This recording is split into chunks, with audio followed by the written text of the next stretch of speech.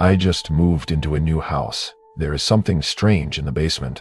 Buying your first home is supposed to be an exciting milestone, a symbol of independence and stability. For me, it was all of that, and a little more.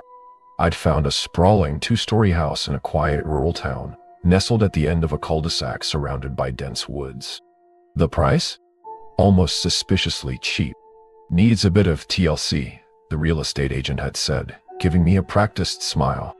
But I didn't care about a little elbow grease. The place was mine. Or at least, that's what I thought. The first day, the movers had barely left when I decided to explore. The house was old, built in the late 1800s, with creaky floorboards and high ceilings. The kind of place that carried an air of history, maybe even mystery. I loved it. The first floor was fairly standard. A living room with a fireplace, a quaint kitchen with outdated appliances, and a dining room with an antique chandelier that swayed ever so slightly, even though the windows were shut. The second floor had 3 bedrooms, all with clawfoot windows that overlooked the woods. But the basement, that was different. The door to the basement was oddly heavy, reinforced with thick iron hinges. It felt more like the entrance to a vault than a storage space. When I opened it, a cold draft rushed out, carrying with it the faint scent of damp earth and something metallic. The light switch at the top of the stairs didn't work, so I grabbed a flashlight and headed down. The basement was massive, with stone walls and a dirt floor. It was cluttered with old furniture, rusty tools, and wooden crates covered in cobwebs. In the far corner, there was a door. Unlike the rest of the basement, this door was pristine, almost new. It was painted black, with no handle, just a small circular indentation where a handle might have been. I felt a chill run down my spine as I approached it. The first night. That night, I lay in bed, trying to ignore the faint creaks and groans of the house settling. But around 2 a.m., I woke up to a sound I couldn't ignore, a rhythmic thumping coming from below. Thump, taton, thumbs, getter, thump, tea. I sat up, heart pounding. It sounded like it was coming from the basement. Grabbing my phone for light, I crept down the stairs. The house was eerily silent, save for the sound of my own breathing. When I reached the basement door, I hesitated. The thumping had stopped. Taking a deep breath, I opened the door and peered down. The flashlight beam cut through the darkness, illuminating the cluttered space below. Nothing seemed out of place. But when I aimed the light toward the black door in the corner, I froze. It was open. What was behind the door? I don't remember descending the stairs.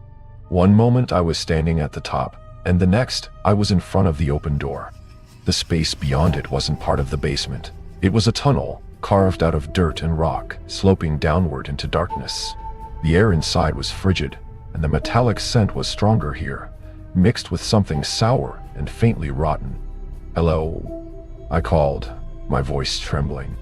No response. I stepped closer, shining the flashlight into the tunnel. It stretched on for what seemed like miles, the walls narrowing slightly as it descended. That's when I heard it, a faint whisper, like wind passing through a narrow crevice. Except it wasn't wind. It was a voice. The obsession. I slammed the door shut and bolted back upstairs, locking the basement door behind me. The next morning, I convinced myself it was just my imagination. The house was old. Of course it made strange noises. As for the tunnel, maybe it was part of an old storm shelter or some forgotten structure beneath the property. But deep down, I knew better. Over the next few days, I tried to focus on unpacking and settling in, but I couldn't stop thinking about the basement.